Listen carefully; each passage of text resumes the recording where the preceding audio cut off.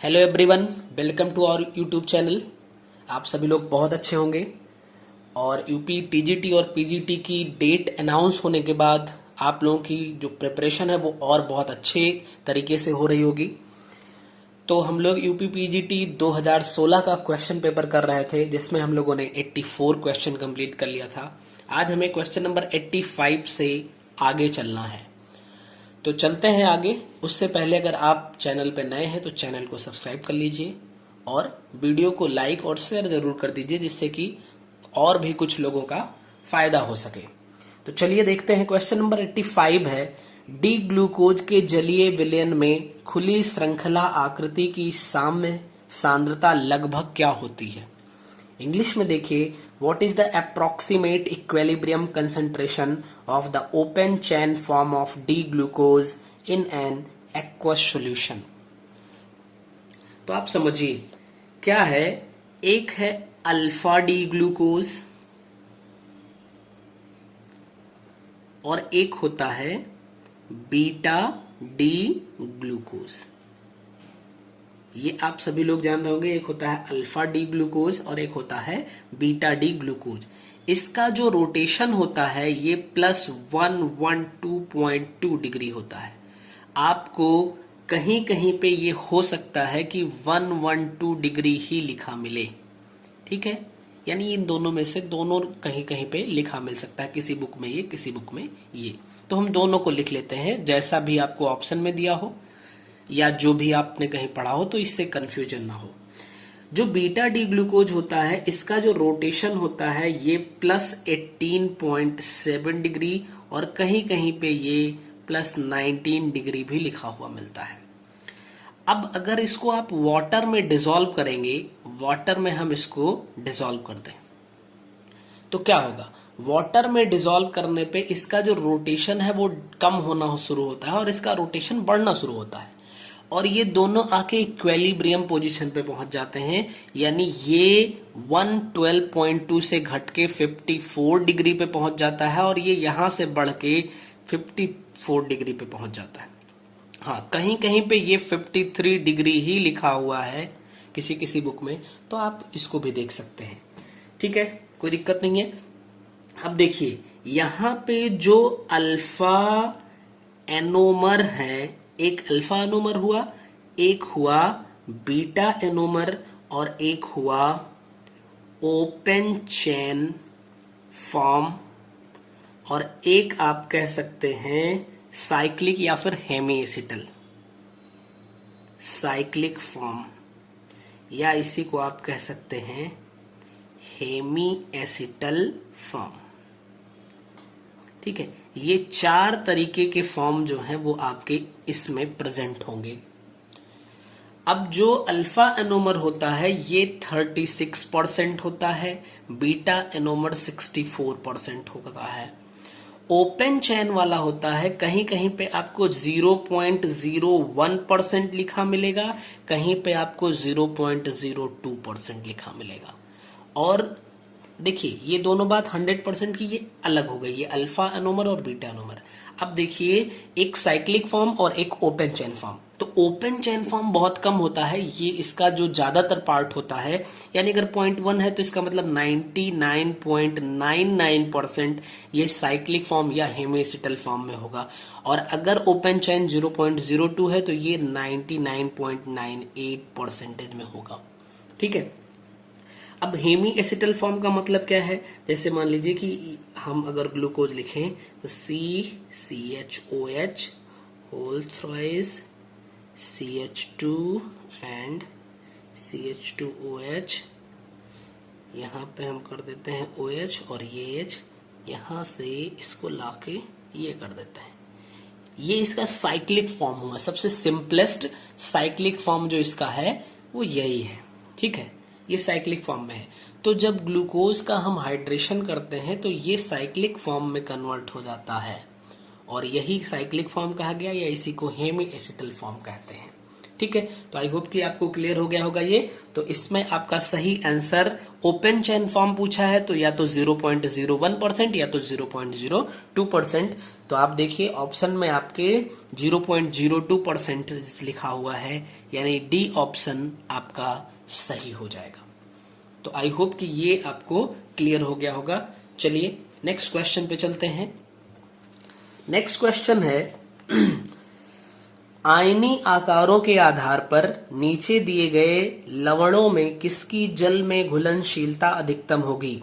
On the basis of ionic size which of the salts given below will have a maximum solubility in water.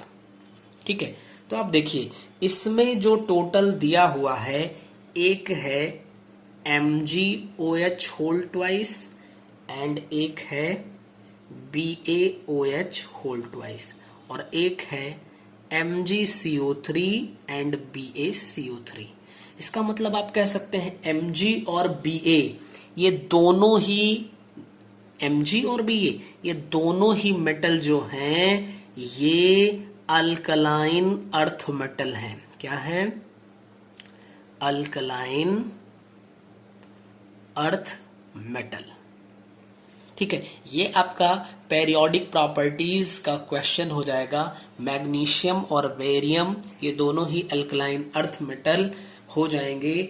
और अगर हम alkaline earth metal के hydroxide की solubility और carbonate को देखें तो जो आपका MgCO3 होगा या फिर BaCO3, इसको हम जनरल वे में पूरे अल्कलाइन अर्थ मेटल के लिए लिख सकते हैं M फॉर मेटल हम कह लेंगे और CO3, यानी कि जो मेटल कार्बोनेट होगा ये पहली बात तो इनसॉल्युबल होता है, वाटर में ये इनसॉल्युबल होगा। और दूसरी बात इसकी solubility down the group move करने पे डिक्रीज करती जाती है, यानी हम कह सकते हैं solubility decreases down the group। ठीक है, और चलिए अब दूसरी बात कर लेते हैं मेटल हाइड्रोक्साइड की। ये अल्कलाइन अर्थ मेटल की ही बात हो रही है, तो इनके जो यानी मेटल हाइड्रोक्साइड होते हैं ये वाटर में सॉल्युबल होते हैं एक बात, और इनकी जो सॉल्युबिलिटी होती है वो इंक्रीज करती है down the group, increases down the group. ठीक है, तो अब देखिए डाउन द ग्रुप अगर इंक्रीज कर रही है तो इन दोनों में किसकी सॉल्युबिलिटी सबसे ज्यादा होगी? मीन्स BaOH की सॉल्युबिलिटी जो होगी वो MgOH से तो ज्यादा हो ही जाएगी, और ये दोनों तो इनसॉल्युबल ही हैं। इसका मतलब आपका सही आंसर क्या होगा? BaOH का होल ट्वाइस यानी barium hydroxide is more soluble in water among the given compounds. ठीक, तो इन चारों ऑप्शन में आपका सही ऑप्शन BaOH होल ट्वाइस होगा, जो कि इसमें ऑप्शन बी पे लिखा हुआ है, यानी इसका ऑप्शन बी सही हो जाएगा। तो उम्मीद है कि आपको ये क्वेश्चन भी समझ में आया होगा, यानी ये था 86 नंबर क्वेश्चन। चलिए नेक्स्ट क्वेश्चन पे चलते हैं, क्वेश्चन नंबर 87।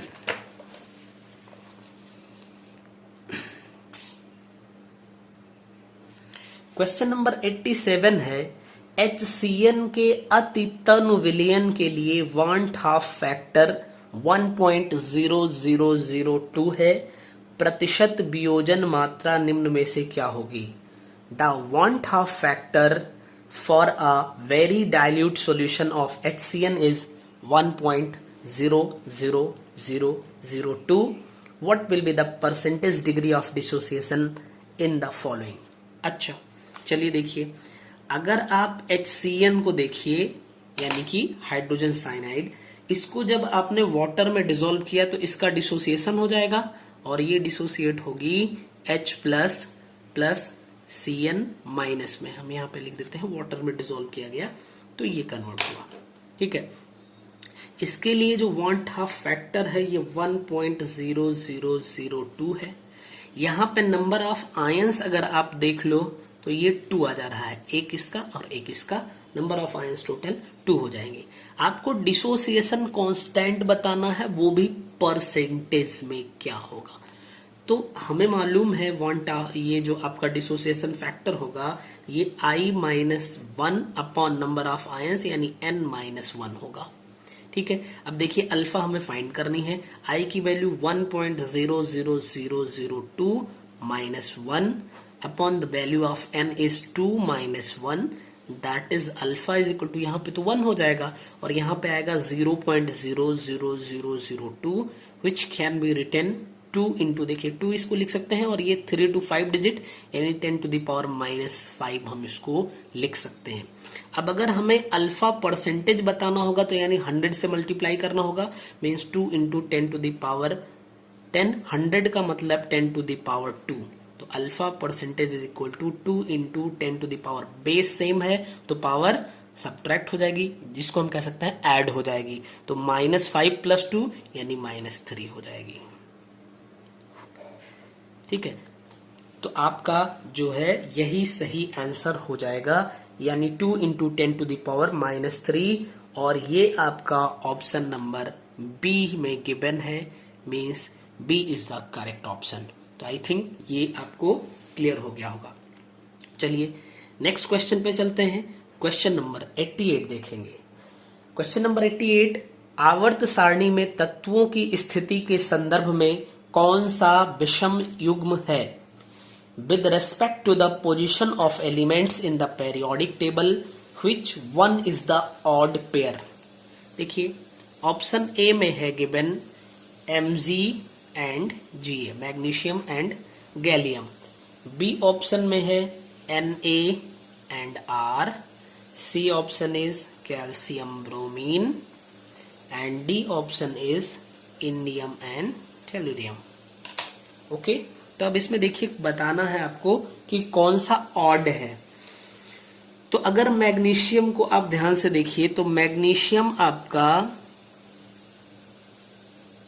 3rd पीरियड में हो जाएगा, जबकि जो गैलियम है वो आपका 4th पीरियड में हो जाएगा। बाकी सारे के सारे यानी सोडियम और argon, calcium, bromine, indium, tellurium, ये सब सेम पीरियड से बिलोंग कर रहे हैं। ये सब के सब सेम पीरियड से बिलोंग कर रहे हैं, यानी कि ये क्वेश्चन थोड़ा सा टेक्निकल, कठिन नहीं है, इजी है, बट थोड़ा सा टेक्निकल ये है कि अगर आपको एलिमेंट्स के नेम थोड़ा सा पता है, पोजीशन पता है, तो आप इसको बहुत इजीली कर पाएंगे, अदरवाइज आपको थोड़ी सी दिक्कत हो सकती है। ठीक है, फिर भी इजी क्वेश्चन है, तो आई होप कि समझ आया होगा। इसमें आपका ए ऑप्शन ही सही होगा, जो कि ऑड है, यानी सेम पीरियड से बिलोंग नहीं कर रहे हैं, बाकी सब में सेम पीरियड से बिलोंग कर रहे हैं। चलिए क्वेश्चन नंबर 89 देखते हैं। निम्नलिखित में कौन एक मात्राश्रित गुणधर्म है? Which of the following is an extensive property? तो एक्सटेंसिव प्रॉपर्टी और इंटेंसिव प्रॉपर्टी पर बेस्ड क्वेश्चन हम लोग और भी पहले कर चुके हैं, तो इसलिए डायरेक्ट मैं बात करूंगा एक्सटेंसिव प्रॉपर्टी पे। एक्सटेंसिव प्रॉपर्टी, ठीक है।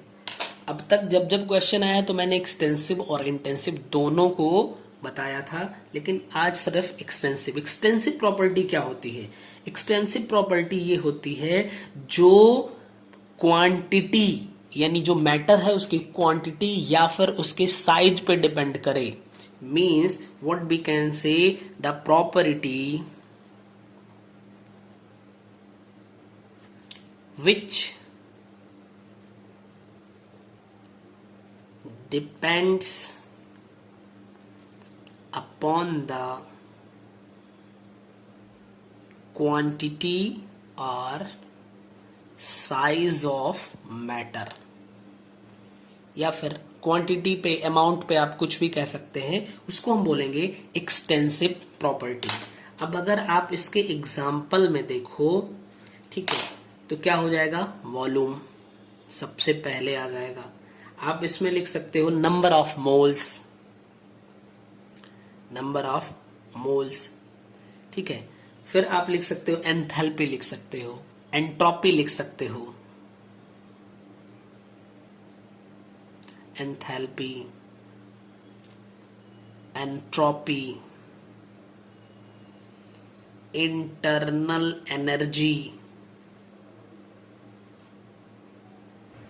हीट कैपेसिटी,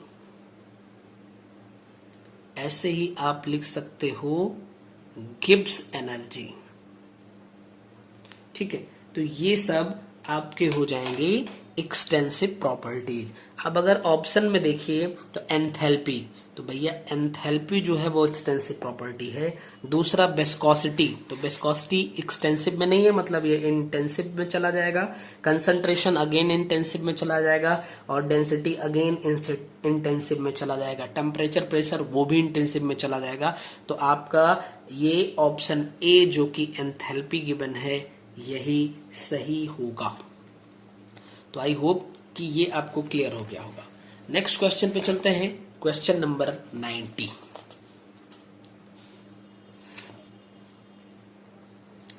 क्वेश्चन नंबर 90 है, किसी द्रव का पृष्ठ तनाव क्रांतिक ताप से लगभग x डिग्री सेल्सियस ऊपर शून्य हो जाता है। x का मान ज्ञात करो। The surface tension of a liquid vanishes roughly x degree Celsius above the critical temperature, the value of x। यानी कि x जैसे ही क्रिटिकल टेम्परेचर से x डिग्री ऊपर टेम्परेचर होता है, जो सरफेस टेंशन लिक्विड का है वो जीरो हो जाता है, वैनिश कर जाता है, यानी जीरो हो जाता है। तो x की वैल्यू आपको फाइंड करनी है। तो आप देखिए दो चीज कर सकते हैं। पहली बात तो इसको आप चाहे याद कर लीजिए, 6 डिग्री होती है, ठीक है, क्या होगी 6 डिग्री हो जाएगी, आप इसको याद कर सकते हैं। दूसरा हम तो देखेंगे ही इसको। तो इससे संबंधित एक महोदय थे योट वॉस, इन्होंने अपना एक इक्वेशन दिया। इक्वेशन क्या था इनका, इसको हम गामा इसको क्या कह सकते हैं, हाँ गामा कह सकते हैं। तो ये गामा जो होता है mm अपॉन रो की power 2/3 is equal to a minus K T. हम इसको कह लेते हैं इक्वेशन 1। ये इक्वेशन योट वॉश महोदय ने दिया, जहां पे ये जो गामा होगा आपका ये बताएगा सरफेस टेंशन, जो mm है ये हो जाएगा मोलर मास, ठीक है। जो रो है ये आपका हो जाएगा डेंसिटी। A एंड K ये दोनों हो जाएंगे आपके कांस्टेंट, ठीक है। और T तो टेम्परेचर होगा ही होगा, इतने में कोई दिक्कत नहीं होगी। ये इट वॉस इक्वेशन कहलाता है। अब इसमें क्या हुआ, अगर हम क्रिटिकल टेम्परेचर पे चलें, यानी एट क्रिटिकल टेम्परेचर, तो क्रिटिकल टेम्परेचर पे जो सरफेस टेंशन होता है वो क्या हो जाता है 0 डिग्री हो जाएगा। और जब हमने टेम्परेचर को क्रिटिकल कह दिया तो T is equal to TC हम कह लेंगे critical temperature. Then we can write what, अगर ये वैल्यू 0 हो गई तो ये टोटल वैल्यू 0 कर देगा, यानी हम लिख सकते हैं from 1 A minus K T, T की जगह पे अब हम TC करेंगे, इक्वल टू हो जाएगा 0 के, यानी A is equal to K TC, ये हमारा बनेगा। अगेन हम इसका यूज करेंगे अगेन फ्रॉम 1, A के प्लेस पे अगर हम के TC यूज कर दें then we get gamma mm upon rho power 2/3 is equal to, दिख नहीं रहा है आप लोगों को sorry, is equal to K TC minus K T. अगर यहां से हम k कॉमन कर लेंगे तो TC माइनस टी बच जाएगा। बताइए कोई दिक्कत नहीं ना, ठीक है। अब देखो जो सरफेस टेंशन होता है ये TC से 6 डिग्री ऊपर ये 0 हो जाता है, ठीक है। तो हम इसको क्या लिख सकते हैं, gamma mm upon rho power 2/3 is equal to K T C. अब देखिए टी सी माइनस इस टी की जगह पे हम क्या लिखेंगे, 6 डिग्री अबव की बात गई तो टी प्लस 6 कर देंगे। इसको हम ये भी लिख सकते हैं K T C minus T minus 6, यही आपका सही जवाब होगा। और इस इक्वेशन को हम बोलते हैं Ramsay shields equation. Ramsay shields equation, इस इक्वेशन को बोला जाता है। तो आपका सही जवाब होगा ऑप्शन सी, यानी x is equal to 6 degree critical temperature से अबव 6 डिग्री पे सरफेस टेंशन लिक्विड का 0 हो जाता है, मीन्स बैनिश कर जाता है। तो आई होप कि आपको ये क्वेश्चन भी अच्छे से समझ में आया होगा। और आज हम लोगों ने 90 क्वेश्चन कंप्लीट किया। अब इससे आगे नेक्स्ट वीडियो में बात करेंगे। तब तक आप सभी लोग स्वस्थ रहिए और पूरे मन से पढ़ाई करते रहिए। Thank you.